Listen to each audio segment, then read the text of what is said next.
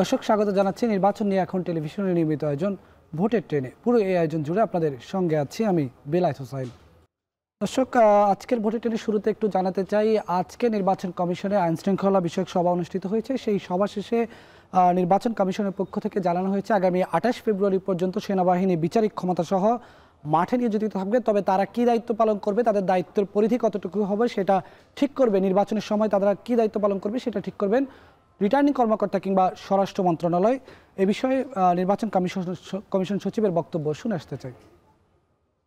ব্যক্তি পর্যায়ে যে সমস্যাগুলো হয় সার্বিকভাবে, তো এটা আমরা তো ওভারঅল ফ্রেম অফ রেফারেন্সটাকে বলি, কিন্তু ইন্ডিভিজুয়ালি আমি আমার নামটা কিভাবে লিখছি এই জিনিসটায় যদি ইংরেজি বাংলার বিষয় আছে, এগুলো তো ব্যক্তি পর্যায়ের, কিন্তু আমরা তো আমাদের ফরম্যাটে যেটা স্ট্যান্ডার্ড যে ফরম্যাটটা যেটা সবার জন্য প্রযোজ্য, ইন্ডিভিজুয়ালি তো আর ফরম্যাটটাকে আলাদা করা সম্ভব না।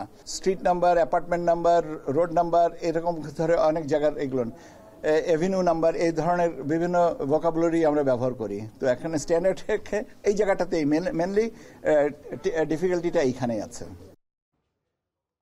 এই পর্যায়ে শুনবো আজকে সারাদিন নির্বাচন নিয়ে রাজনীতির মাঠ কেমন ছিল শুনে আসতে চাই প্রথমে বিএনপি নেতাদের বক্তব্য। দীর্ঘ 15 বছর আন্দোলনে ছিল, তাদের সেই সমমনা দলকে নিয়ে, সকলকে নিয়ে আগামীতে বিএনপির সরকার হবে না, জাতীয় সরকার হবে। বাংলাদেশকে গণতন্ত্রে ফিরিয়ে আনতে হলে নির্বাচনের বিকল্প নেই। বর্তমান অন্তর্বর্তীকালীন সরকার, তার আমলে আইন আদালত, এখানে কোনো হস্তক্ষেপের কারো সুযোগ নেই। রাজনৈতিক দলগুলো তাদের সেখানে যে প্রভাব বিস্তার করার কিছু নেই, সেখানে তার সাজার হয়েছে। আর একটা দল আছে যে যারা আমাদের সঙ্গে সরকারে ছিল, কিন্তু যখন সমালোচনা করে তখন আর কি ভাবটাই এই যে তারা কোনোদিন কোনো সরকারে ছিল না, আর কি একেবারে নিরপরাধ আর কি সব।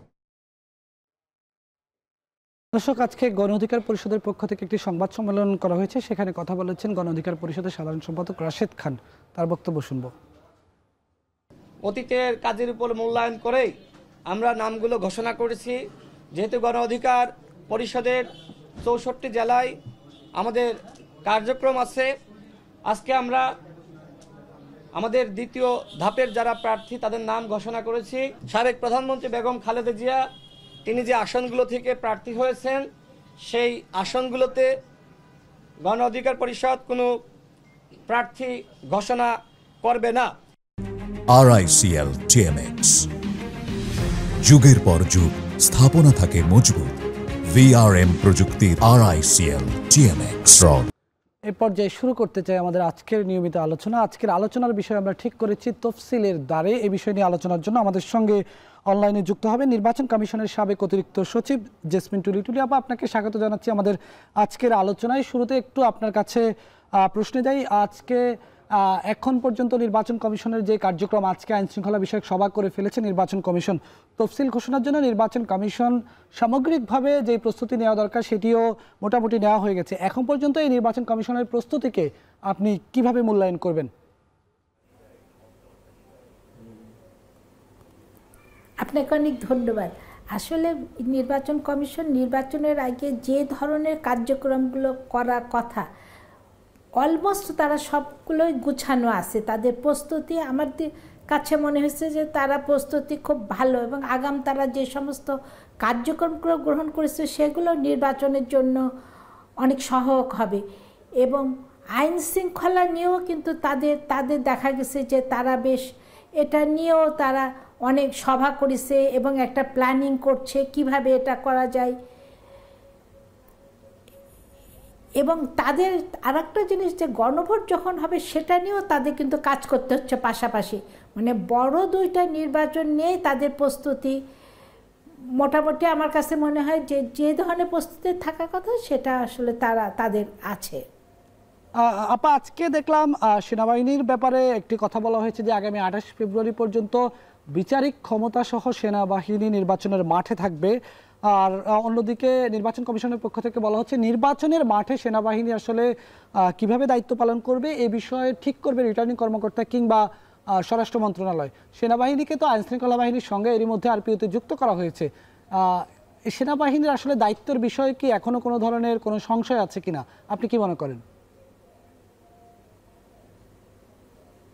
না, আসলে যেহেতু আইন প্রয়োগকারী সংস্থার সংজ্ঞায় সেনাবাহিনী অন্তর্ভুক্ত হয়েছে, তার মানে আমাদের পুলিশ, বিজিবি, আনসার এবং সেনাবাহিনী এই সবকটা আইন শৃঙ্খলা কাজে নিয়োজিত থাকবে এবং স্বরাষ্ট্র মন্ত্রণালয় থেকে তারা মিটিং করবে সবকটা প্রধানের সাথে বা সবকটা বাহিনীর সাথে। তারা বসে তারা আসলে প্ল্যানিংটা ঠিক করবে যে কার কিভাবে তারা দায়িত্ব পালন করবে, কতটা কেন্দ্রে থাকবে, কতটা স্ট্রাইকিং ফোর্স থাকবে, কতটা মোবাইল থাকবে, সংখ্যায় কত থাকবে। এগুলো সব হোম মিনিস্ট্রিতে বসে এটা ঠিক করে একটা পরিপত্র জারি করা হয়। সেই পরিপত্র জারি করার আগে নির্বাচন কমিশন কর্তৃক একটা ভেটিং করায় নেওয়া হয় যে এই ধরনের পরিপত্র জারি হচ্ছে। সেখানে যদি নির্বাচন কমিশনের আলাদা কোনো মতামত থাকে বা কোনো পরামর্শ থাকে, সেটা নির্বাচন কমিশন সেই সাথে যোগ করে দেওয়ার পরে সেই পরিপত্রটা জারি হয় এবং এটার প্রেক্ষিতে আইন শৃঙ্খলা মাঠে কাজ করে এবং রিটার্নিং অফিসার পুরো তত্ত্বাবধানেই থাকে সেখানে। আর সেক্ষেত্রে এখন নির্বাচনের যে পরিবেশ আছে, আইন শৃঙ্খলা তফসিলের আগে যে ধরনের পরিবেশ থাকা দরকার, এটি কি যথাযথ বলে আছে কিনা, আপনার কাছে কি মনে হয়? এখনকার পরিবেশ নিয়ে কি বলবেন? এখনো পরিবেশটার ব্যাপারে মানুষ ভালোই চিন্তিত, কিন্তু আমার কাছে মনে হচ্ছে যখনই তফসিলটা ঘোষণা হয়ে যাবে এবং এই রাজনৈতিক দল এবং তাদের কর্মীরা নির্বাচনে কাজে যখনই ব্যস্ত হয়ে যাবে, তখন আইন শৃঙ্খলা পরিস্থিতি একটা নির্বাচনমুখী হয়ে উঠবে। এখনও যে ধরনের অঘটনগুলো ঘটছে বা বিশৃঙ্খলাগুলো ঘটছে, আমার মনে হয় তফসিল ঘোষণার সাথে সাথে এটা পরিবেশটা চেঞ্জ হয়ে যাওয়ার কথা। আপা, সেক্ষেত্রে নির্বাচন কমিশনের সক্ষমতা নিয়ে অনেকেই প্রশ্ন তুলেছেন। রাজনৈতিক দলগুলোর সঙ্গে বিশেষ করে যে সংলাপ অনুষ্ঠিত হয়েছে নির্বাচন কমিশনের, সেই সংলাপে অনেক রাজনৈতিক দলকে আমি বলতে শুনেছি তারা নির্বাচন কমিশনকে আচরণবিধি প্রতিপালন করার ক্ষেত্রে কমিশনের যে বর্তমান সক্ষমতা আছে এটি নিয়ে যথেষ্ট তারা সন্দিহান। এটার বিষয়ে আপনার কি পরামর্শ থাকবে কমিশনের প্রতি? আচ্ছা, আসলে এই কমিশন কিন্তু কোনো নির্বাচন এখনো করেনি। মানে কমিশনকে মূল্যায়ন করা বা কমিশনের প্রতি আস্থা বা অনাস্থা এগুলো বলার আসলে কোনোটাই সময় হয়নি। কমিশন যে কাজগুলো নির্বাচনে পূর্ব প্রস্তুতি হিসেবে করা দরকার, মূলত কমিশন সেই কাজগুলোই করছে। হ্যাঁ, কমিশন একটা কাজ করতে পারতো ভালো, যে এই যে পোস্টার প্রচারণা যে তফসিল ঘোষণার আগেই যে রাজনৈতিক দলগুলো যে শুরু করেছে, এটা থামাতে পারতো, তাতে আরও ভালো হতো। তাতে লেভেল প্লেয়িং ফিল্ডটা ঠিক থাকে। মানে যার টাকা আছে সে এখনই প্রচারণা শুরু করেছে, যার টাকা নাই সে শুরু করতে পারছে না, বা আইনের প্রতি শ্রদ্ধাশীল সে বলছে না তফসিল হোক, আমি যখন প্রচারণা করার দরকার তখনই করব।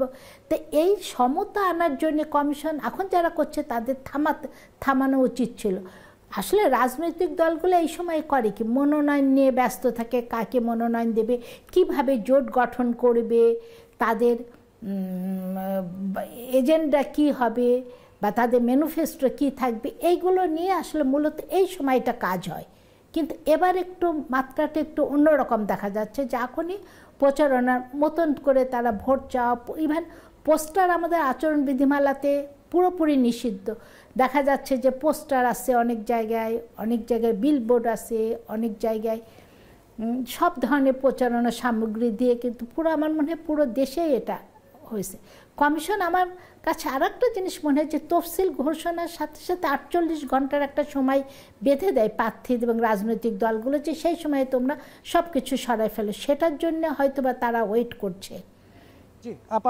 কিন্তু কমিশন যে প্রস্তুতি নিচ্ছে এবং ভালো, আমার মনে হয় কমিশনের প্রতি আস্থা রাখা উচিত। জি, আপনি আমাদের সঙ্গে যুক্ত থাকুন, আমরা আরও আলোচনা করব। আজকে তফসিলের দ্বারা এই বিষয়ে আলোচনা করব। দর্শক, একটি বিরতি নেওয়ার সময় হয়েছে, নিচ্ছি ছোট্ট একটি বিরতি।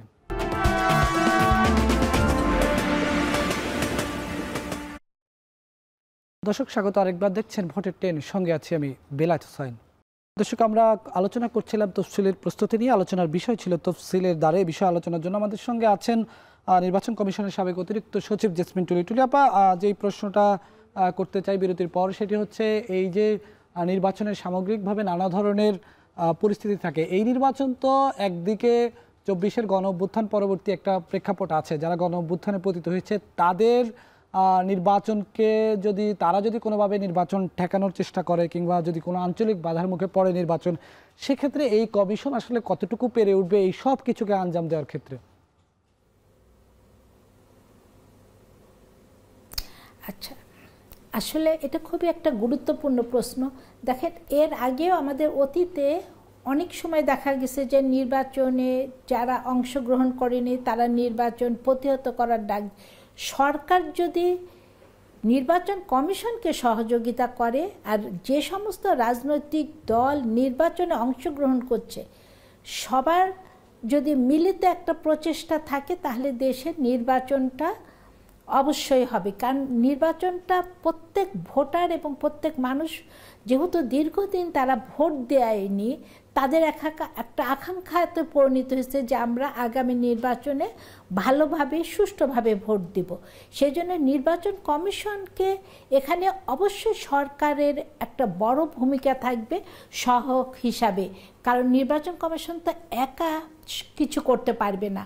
সরকার এবং রাজনৈতিক দলগুলোরও একটা ভূমিকা, খুবই গুরুত্বপূর্ণ এখানে ভূমিকা। যদি রাজনৈতিক দলগুলো ইলেকশন কমিশনকে সহায়তা করে এবং তারা যদি নির্বাচনী আইনগুলো যথাযথভাবে পালন করে, আইন শৃঙ্খলা বাহিনী তার উপর যে দায়িত্বটা থাকবে সেটা যদি ঠিক মতন পালন করে এবং সরকারি যে সহযোগিতা করা লাগে নির্বাচন কমিশনের জন্য সেগুলো যদি করে, তাহলে আসলে একটা দল বা একটা দলের সাথে যে জোট ছিল তারা যদি নির্বাচনে নষ্ট করতে চাও তাও আসলে করা সম্ভব হয়ে ওঠে না। কারণ একটা বিশাল জনগোষ্ঠী চাচ্ছে নির্বাচন হোক, দেশের জনগণ চাচ্ছে নির্বাচন হোক, রাজনৈতিক দল চাচ্ছে নির্বাচন হোক, তাহলে তো নির্বাচন নষ্ট করার কোনো অবস্থা হয় না। হ্যাঁ, পরিবেশটা নিয়ে একটু চিন্তিত, সেই জন্য অনেকটা সিরিয়াস হতে হবে। যে কোনো সময় নির্বাচনটাকে নষ্ট করার জন্য হয়তো চেষ্টা থাকবে, কিন্তু সেখানে আইনশৃঙ্খলা বাহিনী যদি সজাগ থাকে এবং তাদের কাছে তো তাদের গোয়েন্দাতে আগাম তথ্যও থাকে, সে অনুযায়ী তারা যদি দায়িত্ব পালন করে, তাহলে আমার মনে হয় না খুব একটা বেশি চিন্তিত হওয়ার ব্যাপার আছে। আপা, আজকে নির্বাচন কমিশন সচিব আইনশৃঙ্খলা বৈঠকের পর সাংবাদিকদেরকে জানিয়েছেন যে আজকে যাদেরকে নিয়ে বৈঠক অনুষ্ঠিত হয়েছিল সেখানে বিভিন্ন গোয়েন্দা সংস্থার ঊর্ধ্বতন কর্মকর্তারা ছিলেন, 3 বাহিনীর প্রতিনিধিরা ছিলেন। বলা হচ্ছে যে আসলে এই আইনশৃঙ্খলা বাহিনীর পক্ষ থেকে কোনো ধরনের নির্বাচন নিয়ে কোনো ধরনের চ্যালেঞ্জের কথা জানানো হয়নি। এটি কেমন হয়ে গেল? আসলে কি কোনো চ্যালেঞ্জ নাই? আচ্ছা, আসলে আইনশৃঙ্খলা বাহিনী নির্বাচন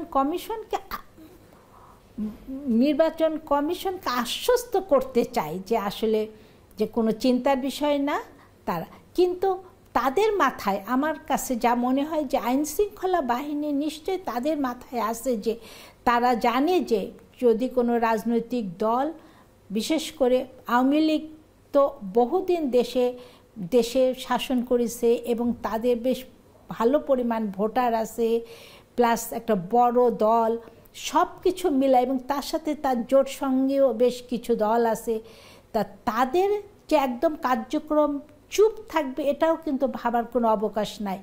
তারাও চেষ্টা করবে যে যেহেতু তারা নির্বাচন অংশগ্রহণ করতে পারছে না, তারা চেষ্টা করবে যে একটা বিশৃঙ্খলার সৃষ্টি করা, কিন্তু আইন শৃঙ্খলার অধিক উপস্থিতি এবং তাদের তড়িৎ সিদ্ধান্ত নেওয়ার ক্ষেত্রেও তারা পিছপা হবে, কারণ তাদের কার্যক্রম বন্ধ। তারা যদি কোনো ধরনের বিশৃঙ্খলা সৃষ্টি করতে চায়, আইন শৃঙ্খলা তাৎক্ষণিকভাবে কিন্তু কঠোর ব্যবস্থা নিবে এবং ভোটারদের নিরাপত্তা নিশ্চিত করার জন্যে আমার কাছে মনে হয় যে ধরনের ব্যবস্থা নেওয়া দরকার সেটা তারা নিবে এবং কমিশনকে আশ্বস্ত করার জন্য তারা বলছে যে না, আসলে এটা চিন্তার বিষয় না, যে কমিশন জানে নির্বিঘ্নে তার কাজগুলো করে যেতে পারে। আপা, আপনার তো অনেকগুলো নির্বাচন পরিচালনা করার অভিজ্ঞতা আছে, সরাসরি মাঠে আপনি অনেকগুলো নির্বাচন পরিচালনা করেছেন এবং এই নির্বাচনগুলোর মধ্যে আমার জানা মতে অনেক খুব একেবারে নাজুক পরিস্থিতিও তৈরি হয়েছিল, সেখান থেকেও আপনি উত্তরণ ঘটানোর চেষ্টা করেছেন।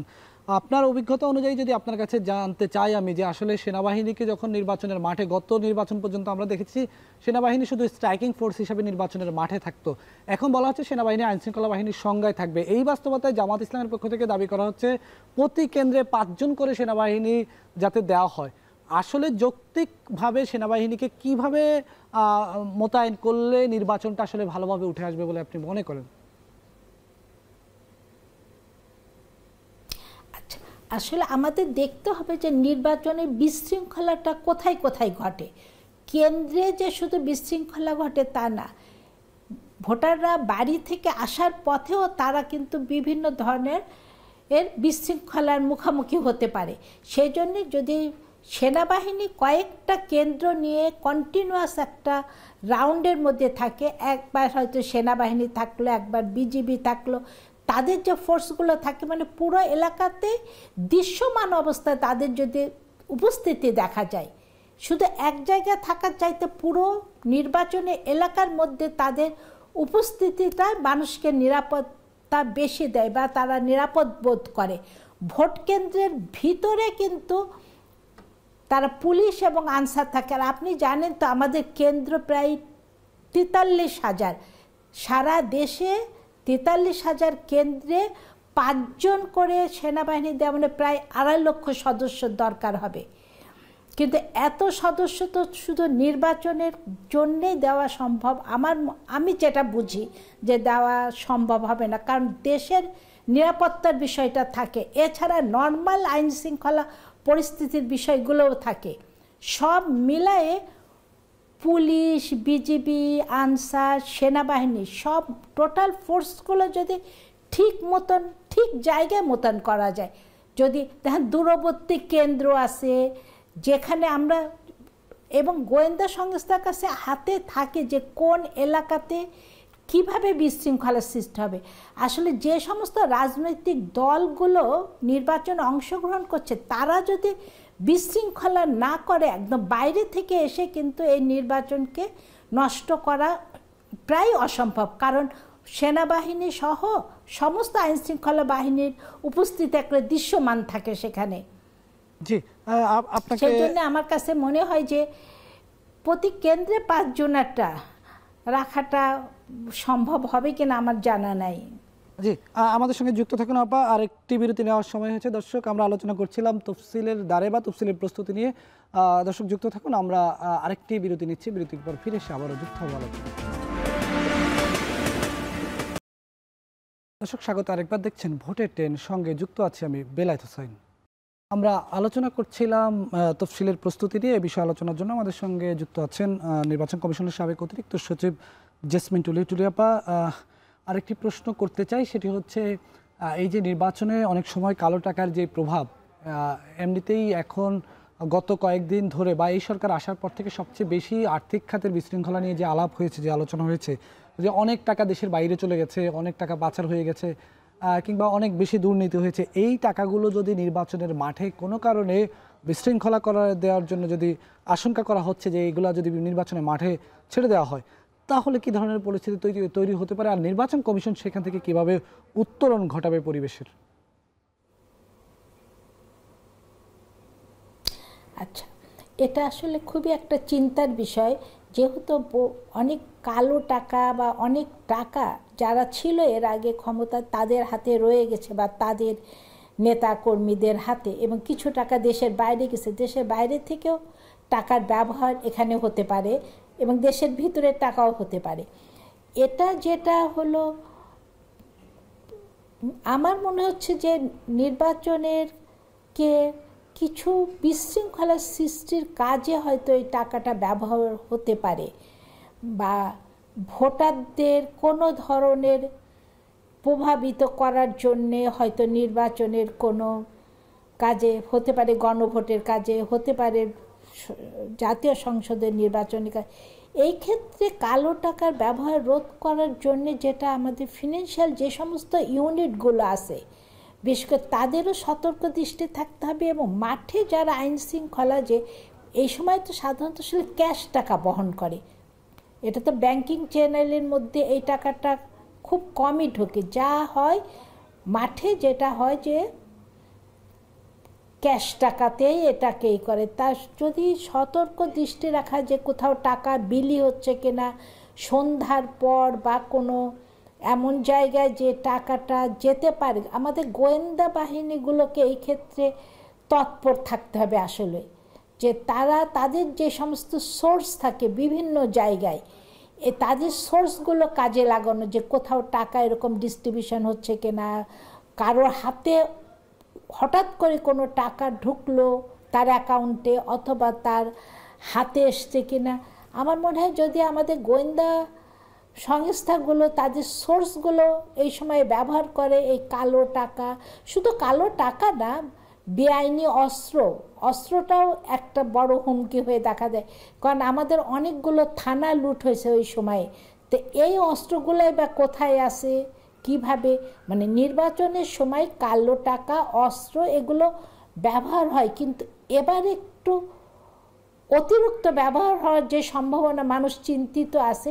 সেই জন্যে আমাদের আইন শৃঙ্খলা বাহিনীকে অত্যাধিক সতর্ক হবে। এমন করতে পারে, আমার মনে হয় হোম মিনিস্ট্রি যে পরিপত্র জারি করবে সেখানে অবৈধ অস্ত্র জমা দেওয়া বা বৈধ যাদের লাইসেন্সধারী অস্ত্র জমা দেওয়া, এগুলোতেও নিশ্চয়ই নির্দেশনা থাকবে। এই নির্দেশনাও থাকবে। আর কালো টাকাটার ব্যাপারে আসলে ঠিক ওইভাবে ঠিক করা খুবই মুশকিল হয়ে ওঠে, যে ক্যাশ টাকা যেখানে ছড়ানো হয় এটা একমাত্র সোর্স বা ব্যবহার করা যায় যে সোর্স দিয়ে যদি এগুলোকে আইডেন্টিফাই করে যায় এবং সেসব এলাকায় সিজ করে টাকাগুলো উদ্ধার করে নেওয়া, এটা আমার মনে হয় এটাও তার এই স্বরাষ্ট্র মন্ত্রণালয়ের যে প্ল্যানিং থাকবে এর মধ্যে এটাও থাকবে। টাকা এবং অস্ত্র এই দুই ধরনের জিনিস, এবং মস্তানদের যে আমাদের যে সমস্ত দাগি যেগুলো পুলিশের খাতায় যেসব মস্তানদে আছে তাদেরও গতিবিধির দিকে আমার মনে হয় নজর রাখা বা তাদের মুভমেন্টগুলোতে কোথায়, এগুলো সবই করবে আইন শৃঙ্খলা বাহিনী, এবং এগুলো করা খুবই জরুরি এবং সেটা তফসিলের সাথে সাথে এই কার্যক্রমগুলো শুরু করা প্রয়োজন। জি আপা ধন্যবাদ। আমরা আরেকটি বিরতি নেওয়ার সময় হয়েছে। দর্শক, আমরা আলোচনা করছিলাম তফসিলের প্রস্তুতি নিয়ে, এবার জেনেছি ছোট্ট আরেকটি বিরতি।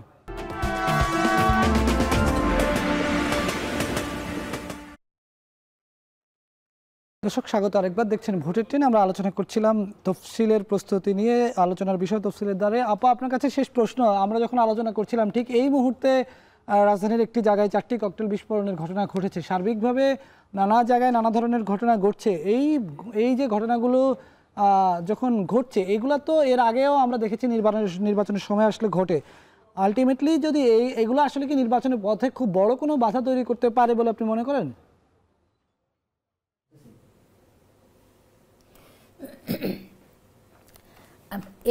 এটা যেটা হয় হলো, যখন কোনো রাজনৈতিক দল নির্বাচনের বাইরে থাকে তখন এই ধরনের বিশৃঙ্খলাগুলো দেখা দেয়। এই যে এটা যেটা হবে যে বড় কোনো নির্বাচনকে হয়তো বাধাগ্রস্ত করতে পারবে না, কিন্তু নির্বাচনে যদি এই ধরনের ঘটনা ঘটে, আইন শৃঙ্খলা পরিস্থিতির যদি উন্নতি না হয়, ভোটাররা আতঙ্কিত থাকে এবং ভোটাররা নিরাপদ বোধ না করলে তারা ভোট কেন্দ্রে যেতে চায় না। এবং পরবর্তীতে যেটা হয়, নির্বাচনী পরিবেশটা নষ্ট করার কারণে নির্বাচনী গ্রহণযোগ্যতাও অনেকখানি কমে আসে। এই জন্যে নির্বাচনী পরিবেশটা ঠিক জানে থাকে, কোন অবস্থাতে এই ধরনের বিশৃঙ্খলা জানে না ঘটে। দেখেন আমরা গত 3টা ইলেকশন না, 24 সাল বাদ দিয়ে আমরা 14 সালে কিন্তু এই ধরনের বিশৃঙ্খলার মুখোমুখি হয়েছে, আবার 18তে হয়েছে, আবার 96-এর ফেব্রুয়ারিতে হয়েছে। এইগুলোতে কিন্তু সব ধরনের বড় ধরনের বিশৃঙ্খলা ছিল, বিশেষ করে নিরাপত্তাজনিত। তা আমার কাছে মনে হচ্ছে যেহেতু সেনাবাহিনীকে ম্যাজিস্ট্রেসি পাওয়ার দেওয়া আছে এবং তারা যদি এখনই তল্লাশি শুরু করে, এবং তাদের পুলিশ কিন্তু জানে না যে কোথায় সন্ত্রাসীরা থাকে বা কোথায় এই বিশৃঙ্খলাকারীরা থাকে, এটা কিন্তু পুলিশের খাতায় থাকার কথা। এই জন্যে তারা ইলেকশন উপলক্ষে এই ধরনের অভিযানগুলো এখনও চালানো প্রয়োজন। জি আপা, আপনাকে অনেক ধন্যবাদ আমাদের সঙ্গে আলোচনায় যুক্ত হওয়ার জন্য। আমাদের সঙ্গে এতক্ষণ আলোচনা করছিলেন নির্বাচন কমিশনের সাবেক অতিরিক্ত সচিব জেসমিন টুলি। আমরা এবার তৃণমূলের আলোচনায় যাব। তৃণমূলের আলোচনায় আমরা যুক্ত হব ব্রাহ্মণবাড়িয়ায়। ব্রাহ্মণবাড়িয়া থেকে আমাদের সঙ্গে যুক্ত হবেন ব্রাহ্মণবাড়িয়া জেলা বিএনপির যুগ্ম সাধারণ সম্পাদক মাইনুল হোসেন চপল, আছেন ব্রাহ্মণবাড়িয়া জেলা জামাতের সহকারী সেক্রেটারি অধ্যাপক মোহাম্মদ জুনাইদ হাসান।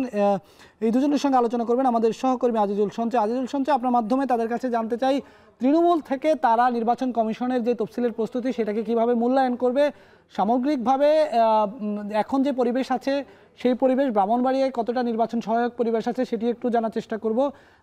আরও যেই ব্রাহ্মণবাড়িয়ায় ভোটকে ঘিরে কোনো ধরনের অপ্রীতিকর সমস্যা, কোনো ঘটনা আছে কিনা সেগুলো একটু আপনার মাধ্যমে জানতে চাই। আপনি একটু তাদের সঙ্গে আলোচনা করুন।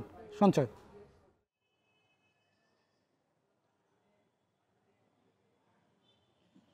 ধন্যবাদ বেলায়েত।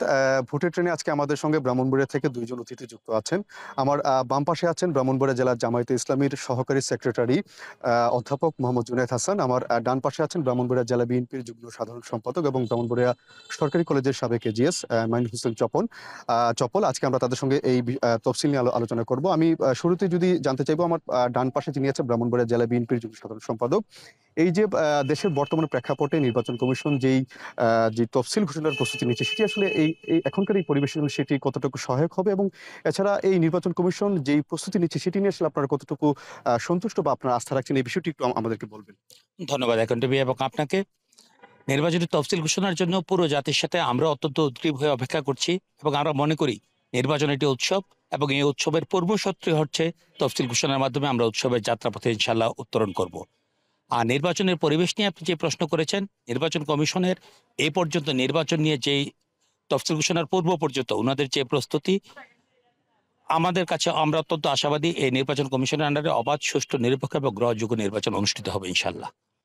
দেশের বর্তমান প্রেক্ষাপটে আসলে এখন কি এটি নির্বাচনের জন্য এটি যে পরিবেশটি আসলে এখন বিরাজ করছে সেটি কি সহায়ক হবে কিনা, এই মুহূর্তে তফসিল ঘোষণার বিষয়টি আপনারা কি বলছেন? দেখুন, দেশের পরিস্থিতিতে সামাজিক, সাংস্কৃতিক এবং অন্যান্য ক্ষেত্রে কিছুটা ধরেন অসামঞ্জস্যতা থাকতেই পারে, কিন্তু সার্বিক নির্বাচনের জন্য এখন যে পরিস্থিতি আছে এই পরিস্থিতিতে আমরা বিশ্বাস করি এটা অবাধ, সুষ্ঠু, নিরপেক্ষ নির্বাচন হওয়া সম্ভব। জি, আমি আবার আসবো আপনার কাছে। আমি একটু যেতে চাইবো, আমার বাম পাশে আছেন ব্রাহ্মণবাড়িয়া জেলা জামায়াতে ইসলামীর সহকারী সেক্রেটারি অধ্যাপক জুনাইদ হাসান। তিনি এই ব্রাহ্মণবাড়িয়া 3 আসনের জামায়াতে ইসলামী মনোনীত প্রার্থী। আপনার কাছে আমি ঠিক একই প্রশ্নটি জানতে চাইবো, এই যে দেশের বর্তমান যে প্রেক্ষাপট সেটি এখন এই তফসিল ঘোষণার জন্য এটি কতটুকু সহায়ক হবে, বা নির্বাচন কমিশন যে প্রস্তুতি নিচ্ছে নির্বাচন অংশগ্রহণ একটি অবাধ, সুস্থ বা অংশগ্রহণমূলক নির্বাচনের জন্য যে প্রস্তুতি নিচ্ছে সেটি যে আপনারা কতটুকু আস্থা রাখছেন? ধন্যবাদ এখনই টিভিকে এবং যারা দর্শক তাদেরকে। বাংলাদেশ জামাত ইসলামী মনে করে যে তফসিল ঘোষণার পূর্বে আমরা 8টি দল যে দাবি পেশ করেছে, 5 দফা দাবি, এই 5 দফা দাবি পূরণের মাধ্যমে আমাদের 24-এর গণ অভ্যুত্থানের যে স্পিরিট, সেই স্পিরিটের সফল বাস্তবায়ন হবে এবং এটার মাধ্যমে সত্যিকার অর্থে একটি আদর্শ নির্বাচনের বা আদর্শ তফসিলের পরিবেশ তৈরি হতে পারে।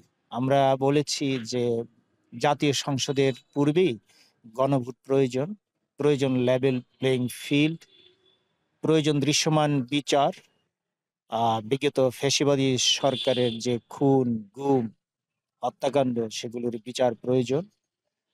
তারপরে আমরা পাশাপাশি বলছি যে 14 দল এবং জাতীয় পার্টির নিষিদ্ধের দাবি সহ আমরা 5টি দাবি করেছি।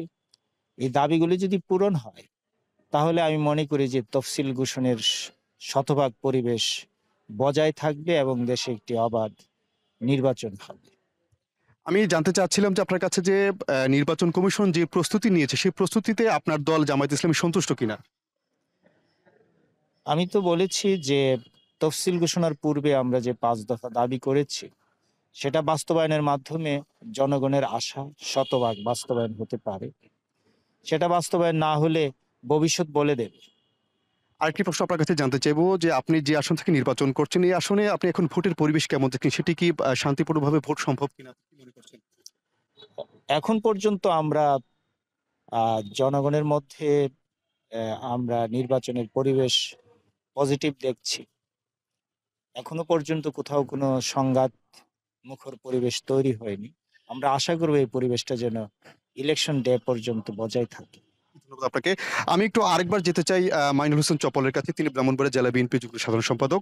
তিনি যেটি বলছিলেন যে আসলে তিনি কিন্তু বলছেন যে ব্রাহ্মণবাড়িয়াতে যে নির্বাচনী যে পরিবেশ সেটি কিন্তু তিনি এখন পর্যন্ত শান্তিপূর্ণই তিনি বলছেন। আপনার কাছে জানতে চাইবো একই প্রশ্ন, আপনারা কি মনে করছেন আপনাদের এই ব্রাহ্মণবাড়িয়ার তো 6টি নির্বাচনী আসন আছে, এখানে আপনারা এখানে ভোটের পরিবেশ কেমন দেখছেন? এখানে কি সুষ্ঠু বা শান্তিপূর্ণ নির্বাচনের পরিবেশ আছে কিনা বা কোনো ধরনের বিশৃঙ্খলা আপনারা লক্ষ্য করছেন কিনা? ধন্যবাদ আবারও। আমি পূর্বেও কথা বলেছি, নির্বাচন কমিশন কর্তৃক এই পর্যন্ত যে পদক্ষেপগুলো নির্বাচনকে কেন্দ্র করে নেওয়া হয়েছে তাতে আমার দল এবং আমরা সন্তুষ্ট। এবং ব্রাহ্মণবাড়িয়া সদর আসনের ব্যাপারে আমি বিশেষভাবে বলতে চাই, এই আসনে ইনশাল্লাহ এই পর্যন্ত আমরা কোথাও নির্বাচনমুখী বা নির্বাচন নিয়ে কোনো রকমের কোনো হতাশাব্যঞ্জক চিত্র দেখতে পাই নাই। সবার মাঝে এটা উৎসব, এবং নির্বাচনী উৎসব বলতে যা বোঝায় তা আমরা দেখতে পাচ্ছি। ব্রাহ্মণবাড়িয়ার বাকি আসনগুলোতেও একই চিত্র আমরা লক্ষ্য করছি। শুধু রাজনৈতিক কর্মী হিসাবে নয়, একজন সাধারণ মানুষ হিসাবেও আমি বিশ্বাস করি ব্রাহ্মণবাড়িয়ার 6টি সংসদীয় আসনই অবাধ, সুষ্ঠু, নিরপেক্ষ এবং শান্তিপূর্ণ পরিবেশে মানুষ তার ভোট প্রদান করতে পারবে ইনশাল্লাহ। ধন্যবাদ। বেলায়েত, আপনি শুনছিলেন যে বিএনপি এবং জামায়াত ইসলামী দুই দলে কিন্তু এই যে নির্বাচন কমিশন থেকে নির্বাচনের যে প্রস্তুতি নিচ্ছে সেই প্রস্তুতিতে তারা কিন্তু কোনো ধরনের আশঙ্কা বা শঙ্কার কথা জানাননি। তারা কিন্তু আসলে আস্থা রাখতে চাচ্ছেন এবং তারা দুই দলই মনে করছেন যে ব্রাহ্মণবাড়িয়াতে বা সারা দেশেই কিন্তু শান্তিপূর্ণ এখনকার যে পরিবেশ যেটি আছে দেশে বিরাজমান সেটিতে আসলে শান্তিপূর্ণ নির্বাচন সম্ভব বলে তারা মনে করছেন। তবে জামাত ইসলামের প্রার্থী কিন্তু একটি কথা বলছেন যে তারা নির্বাচন কমিশনের কাছে ইতিমধ্যে যেই দাবিগুলো তারা পেশ করেছিলেন দলের পক্ষ থেকে, সেই দাবিগুলো কিন্তু তারা যদি না মানা হয় বা সেটি যদি বাস্তবায়ন করা না হয় সেক্ষেত্রে কিন্তু কিছুটা সংঘাত বা একটি সংকট কিন্তু তারা লক্ষ্য করছে।